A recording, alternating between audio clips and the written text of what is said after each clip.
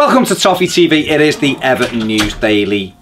It's Thursday the 12th of October. Quickly into it. Tim Cahill, former Everton midfield player, has been criticised for his premeditated celebration. He's sponsored by Deal, and he scored 2 goals for Australia. It's 49th and 50th goal for Australia, and celebrated by doing a tea and making plain signs and all that. And he took a bit of criticism. People not happy that he was thinking about his sponsors rather than getting caught up in the moment. Not something I like. I mean, I suppose all celebrations are premeditated. Of course they are, but seeing Cahill doing that for a sponsor, come on Timmy, you're better than that. Moving on, Koeman continues to be linked with the Netherlands job. George Boateng, former Aston Villa midfield player and of course Holland central midfield player, has said that he's heard that the deal could happen, that Koeman could become the new Netherlands boss. He said he thinks it would suit Koeman. He's having not a great time at Everton, and it's an interesting one. I know Ped had done something on it a couple of days ago. I don't know. It's one of them with Koeman. You'd always feel as though you don't want to lose your manager. You know, he's only been here not even 18 months, 16 months, and he spent a lot of money, you know, but I understand why it would appeal to him. There's no talk of him being here longer than his contract. The only talk is him not even getting to his contract length, so you can understand from his point of view. It's just whether he could work out a financial package, but not sure. I still think he's hoping, well, he will be hoping to turn it around at Everton, and a couple of wins, a win at the weekend, and you know, we're on our way, aren't we? Everton today being linked again with Theo Walcott. I'm not so sure, although he does score a lot of goals and he is very quick, but I don't know, with Walcott spends a lot of time injured, doesn't he?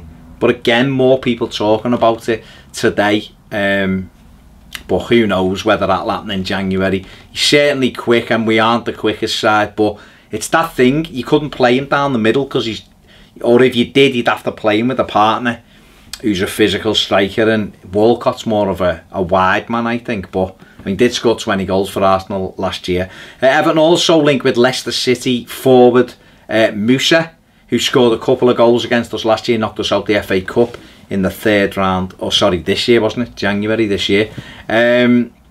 Algerian international, another one very, very quick, one of Steve Walsh's signings, but again, I'm not sure. His agent has said he's heard nothing from Everton. This is just a story that is in the press at the moment. He said he doesn't think Leicester will be willing to sell, but you just never know. Walsh might be looking at a couple of those players and thinking, you know, we can get him in, he's out no pace, but he doesn't really get in the Leicester team, and that would, you know, we shouldn't really be going for players who can't get in the Leicester team, I don't think.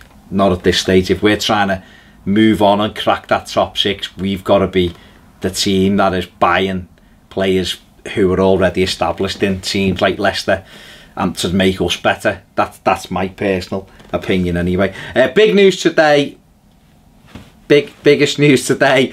Benny Baningime has signed a new deal with Everton. He's been fantastic for the under-23 side. David Unsworth said he's absolutely delighted. Benny's been excellent. You know, he's been at Everton since he was 8. The player himself says his dream is to play in Everton's first team, and he's going to work hard to do that. David Unsworth talked about an 18-month progression of getting him out into the Championship maybe, and getting some minutes in the Football League for him, letting him develop, bring him back, look at him again. But it's really good news that, you know, another one of our talented youngsters has signed a new contract and will stay at Everton for the next few years, and let's hope he continues to develop, because he does look like a really, really good prospect. Yeah, the players are back from international duty now, most of them anyway, looking towards Brighton on Sunday. It's going to be a tough game.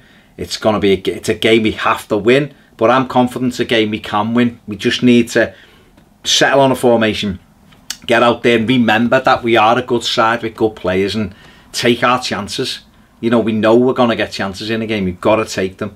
And I'd like to see us just attacking from the off. We don't need 2 holding midfield players down at Brighton. Let's get down there with one, mix it up, Tom Davies in there, and let's go and get the 3 points and start to rebuild our season. You know, Brighton away at the weekend, and then Lyon at home next Thursday, which is a massive game now in the context of the Europa League. We simply have to go and beat Lyon next Thursday. So 2 big games coming up for Ronald Koeman and for the Everton players, because it isn't all about the manager. Those players who are wearing the shirt have got to step up and be counted now. Step up and show everybody what they're all about.